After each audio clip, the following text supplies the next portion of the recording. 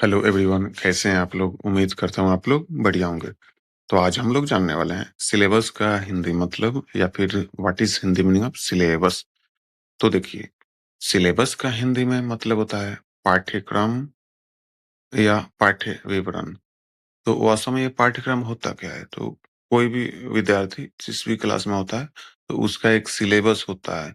उस सिलेबस को अकॉर्डिंग उसको पढ़ाया जाता है कि इसमें कौन-कौन सा पार्ट कब कवर करना है, ठीक है? कब एग्ज़ाम लेना है, बहुत सारी चीज़ें होती हैं। तो उस सिस्टम के हिसाब से ही बच्चे को पढ़ाया जाता है और बच्चे को तैयारी करवाया जाता है। उसको सिलेबस कहते हैं, नहीं पाठ्यक्रम कहते हैं। तो चलिए एग्ज़ाम्पल से समझाता हूँ आपको। The syllabus of ICSE board is not easy, यानी आईसीएसई बोर्ड का पाठ्यक्रम आसान नहीं है। मतलब ये कि आईसीएसई बोर्ड का पाठ्यक्रम टफ है। तो आई थिंक ये इन्फॉर्मेशन अच्छी लगी तो कृपया मेरे चैनल को लाइक शेयर सब्सक्राइब करें। धन्यवाद।